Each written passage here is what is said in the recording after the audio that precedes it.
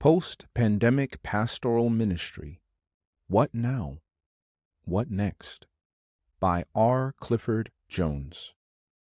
R. Clifford Jones, Ph.D., D.Min., is Dean of the School of Theology, Oakwood University, Huntsville, Alabama, United States. When Charles Dickens stated that another era was, quote, the best of times, it was the worst of times, end quote, little did he know that his description would align perfectly with the times in which we are now living. We find ourselves caught in the clutches of a paradoxical era. It is one of complex and confusing peril, yet great opportunity. Before COVID-19 struck suddenly and without warning, congregational life in the United States was reeling from forces that threatened the very survival and sustainability of the church.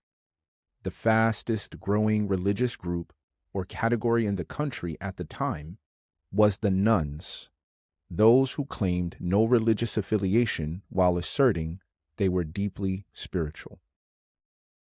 The pandemic upended every aspect of life, especially the religious aspect. It affected church buildings, and the social distancing restrictions challenged fellowship among believers, the very foundation of the Christian faith. The contagion resurfaced theological questions about pain and suffering, with families watching in horror and helplessness as loved ones succumbed, often in isolation, to the deadly, mysterious virus. Now what? As we emerge from the darkness and uncertainty of the past 3 years, the church now wrestles with crucial questions such as, what will the post-pandemic church look like? What will post-pandemic ministry entail? What should the critical competencies of the post-pandemic pastor be? How much of the past should the church seek to recover as it plots a path forward? I read Fareed Zakaria's book on what the world may look like beyond COVID-19. Titled 10 Lessons for a Post-Pandemic World, it examines and analyzes 10 phenomena Zakaria believes will be significantly affected by the coronavirus. Eminently qualified to author the book, Zakaria is a political and social scientist, TV show host, and author. As I read Zakaria's important contribution to the discussion about what life in the era after the coronavirus may look like, I could not help but think about the church. What are some lessons we have learned? And what elements of church life has the pandemic affected? Simple lessons. I think the lessons run the gamut from the simple to the profound. The simple lessons remind us that life is unpredictable and full of surprises. Did anyone see COVID-19 coming? The profound lessons force us to recognize that the post-pandemic world and church will be markedly different from what they were before the virus began its deadly march around the world. We can view the pandemic as a watershed event. A groundbreaking study titled, quote, The Pandemic's Impact on Congregations, Clergy, and Seminaries, end quote, revealed that the pandemic only amplified several trends already in existence. Without a doubt, the pre-COVID church was already in decline. Interestingly, the church was not inoculated against COVID, as church members tested positive for the deadly virus, and a significant number of the congregations surveyed lost at least one member to it. The coronavirus caused us to ponder and probe the very church itself.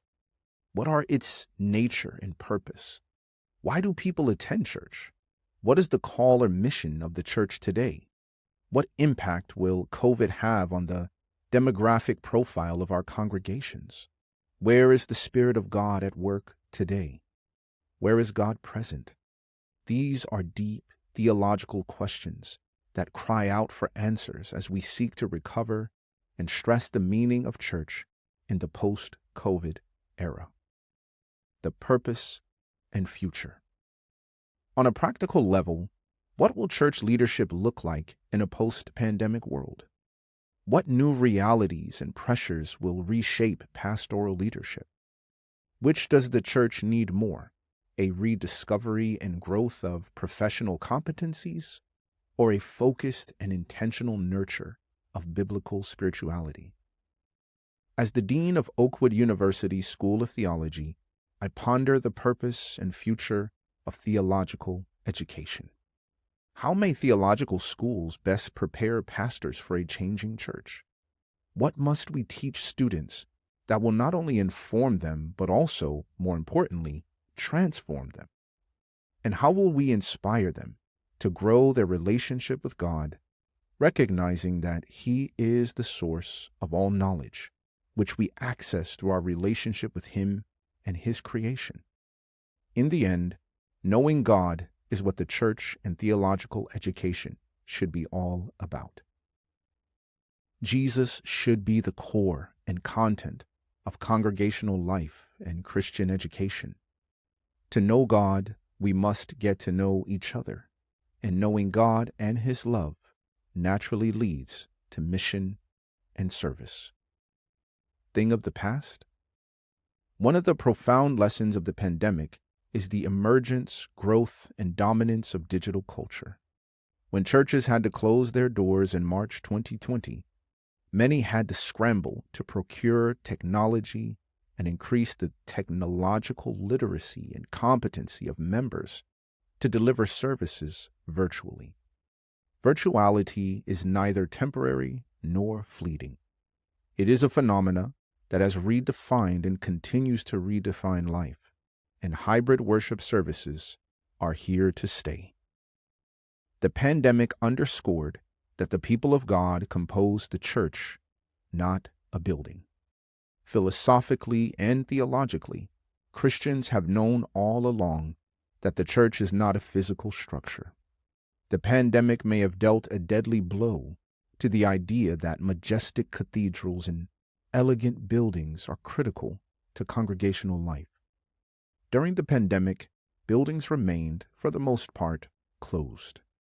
Yet the church rolled on, and in many instances the stewardship of members did not wane or suffer.